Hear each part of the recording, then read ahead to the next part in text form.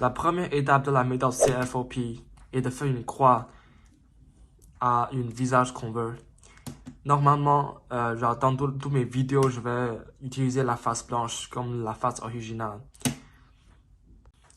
Il y a en effet 2 à 3 principes que vous devez retenir quand vous faites une croix. La première, c'est que une bonne étape de la croix, une bonne effectuation de cette étape doit être réalisée en moins de 8 tours ou 8 mouvements. Juste pour vous donner un exemple, un tour a l'air de ça.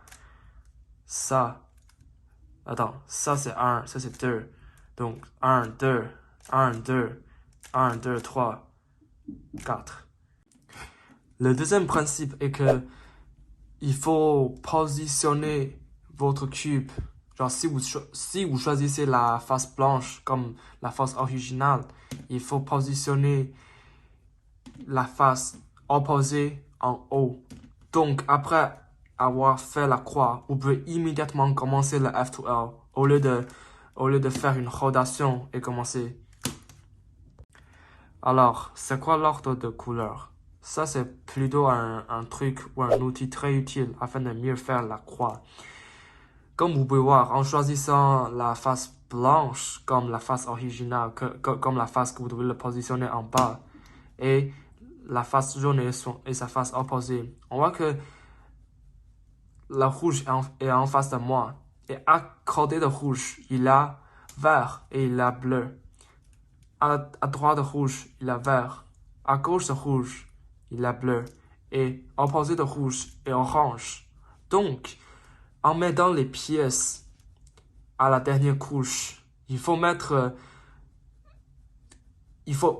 ça en ordre comme ça. Par exemple,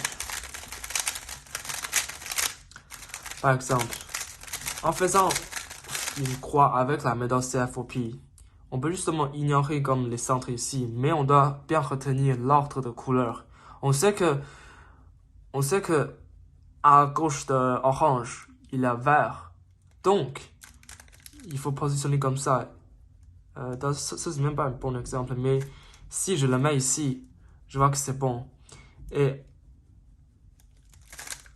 à gauche, à droite de orange, il y a bleu. Donc, je dois mettre bleu à côté de orange. Et je dois mettre rouge à côté de bleu aussi. Et après avoir mis tous les pièces selon son ordre de position, on voit qu'il y a bleu, rouge, vert et orange, ce qui est bon. On peut déplacer, on peut bouger la couche en bas afin d'aligner. Voici plus d'exemples pour mieux vous représenter l'ordre de couleur. Dans ce cas, on a ça, mais notre but en effet de justement mettre tous les pièces selon l'ordre de couleur en ignorant ici la deuxième couche. Donc, je peux faire ça.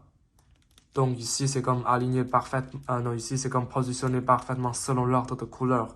Et je vais effectuer un mouvement pour aligner. J'ai déjà montré les 3 ou même 4 principes en lien avec comment bien faire une croix avec la méthode CFOP.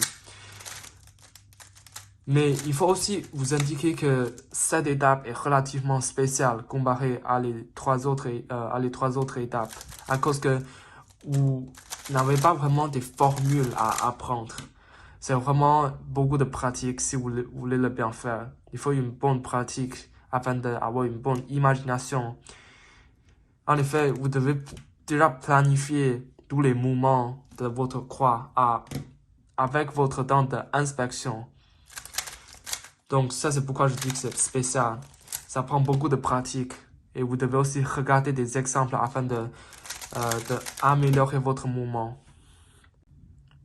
Maintenant, je vais vous parler des difficultés que vous allez probablement rencontrer.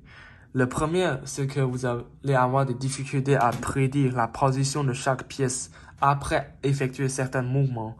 Ça, c'est très normal parce que comme je vous ai déjà dit, ça prend beaucoup de pratique et ça prend aussi une bonne observation Donc, ce problème est grand, mais pas assez grave à cause que vous pouvez le surmonter avec des pratiques. Le deuxième problème est que vous pouvez déjà prédire tous les mouvements, mais votre mouvement prend trop de temps. Ce qui veut dire que votre solution n'est pas la meilleure. Ça prend trop, genre, il existe une meilleure solution que la vôtre.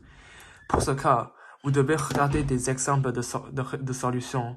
Je vais aussi vous donner des exemples après. Voici un exemple.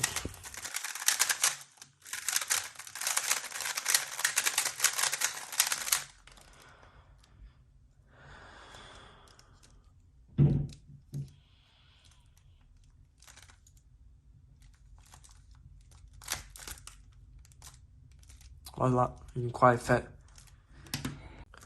Voici un autre exemple. Dans ce cas, je peux justement faire ça. Parce que ici, il est rouge, le bleu ici, et l'orange ici. Je dois en premier le mettre en ordre de position. Donc, je vais faire ça. Et après les avoir mis en ordre de position, je vois que c'est déjà aligné. Donc, c'est comme fini. Maintenant, je vais vous donner un dernier exemple. Dans ce cas, vous pouvez faire ça. Ou bien moi, je vais faire ça dans ce cas. Voilà une croix. Et c'est aussi très, très facile, très évident de voir c'est quoi l'avantage de mettre la face originale en bas. Parce que après avoir fait la croix, vous pouvez déjà commencer à faire le F2L.